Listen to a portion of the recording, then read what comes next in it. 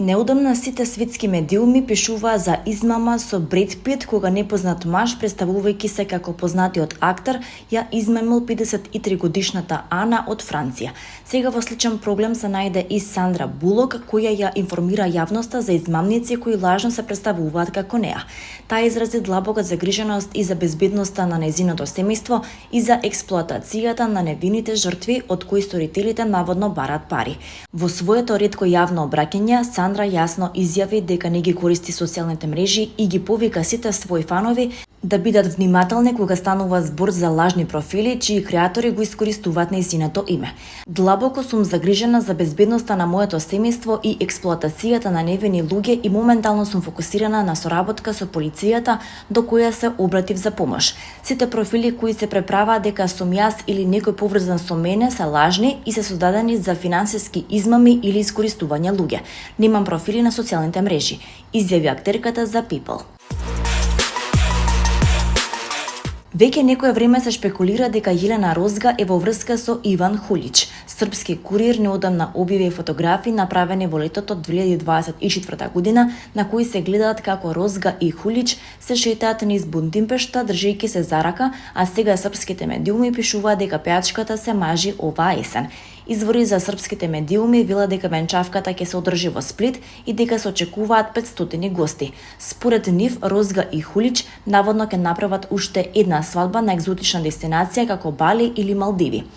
Свадбените звона се повеќе бијат за Јелена и Иван. Толку долго го чекаше вистинскиот маж и тој е тука. Останува само официјално да објават кога ќе се венчаат и да ги поканат пријателите и семејството да бидат сведоци на нивната љубов во најубавиот момент, а тоа е церемонијата. Се зборуваше дека тоа ќе биде лето, но постои голема шанса тоа да биде на есен, објави српски курир.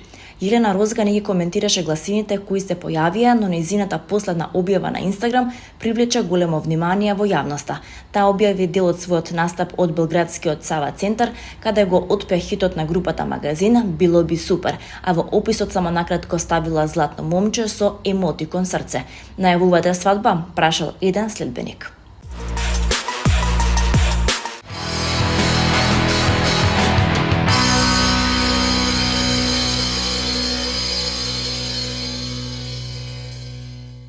На денешен ден во 1893 година во Охрид умрел Григор Прличев, еден од темелните македонски писатели од 19 век. Љубовта кон книгата Прличев ја добил од неговиот дедо кој му го купил првиот грчки буквар кога Григор имал само 4 години. На крајот од својот живот неговиот дедо и оставил завет на мајка му да го испрати Григор на училиште. Прличев бил ученик на Димитрија Миладинов, кој во тоа време учителствувал во Охрид и кој имал големо влијание врз него.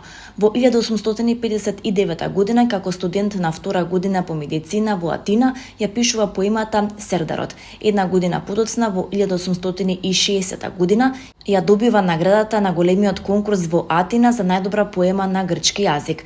За оваа поема Прличев е овенчан со лаворов венец и добива паричен дел.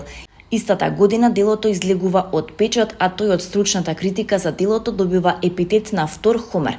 Поетската творба Сердарот се смета за апсолутен врв на сиот влог, што во уметноста на зборот овој творец го дал.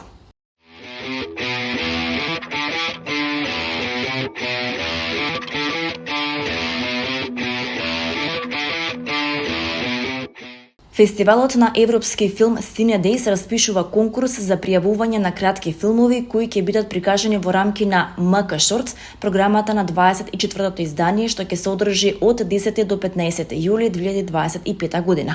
Пријавените филмови треба да се со време трајање до 20 минути со година на продукција 2023-2024 година. Истите може да се во формат на анимиран или игран филм. Конкурсот е отворен до 1 јуни, по кој учесниците ќе бидат информирани во најкус рок. За учество на конкурсот треба да се испрати мејл со основни податоци за филмот на имейл адресата contact@cinedejs.com.mk.